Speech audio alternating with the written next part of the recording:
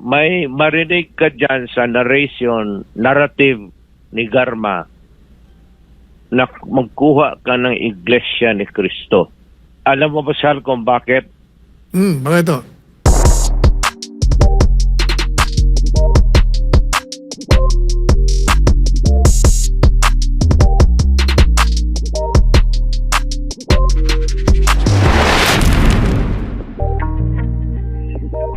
Yan si Garma, laking Davao yan.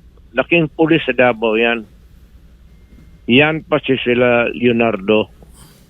Marami yan silang grupo, but itong dalawa na ito, grupo ni Garma, were specifically assigned by me to take care sa droga. Yun ang totoo dyan. Ngayon, there is may marinig ka dyan sa narrative ni Garma na magkuha ka ng Iglesia ni Cristo. Alam mo ba, Sal, kung bakit? Bakit ito?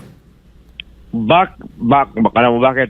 Because ang Iglesia ni Cristo, may tiwala ako at alam kong may ipapatrabaho ako pati pera.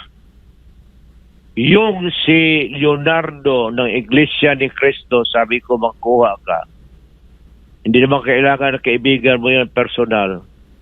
But because of the Iglesia ni Cristo, guys, maasahan mo at yung pera mo hindi masayang, hindi ibursa at gagastuhin yan para sa project na pinapagawa mo sa kanila. Yan ang totoo.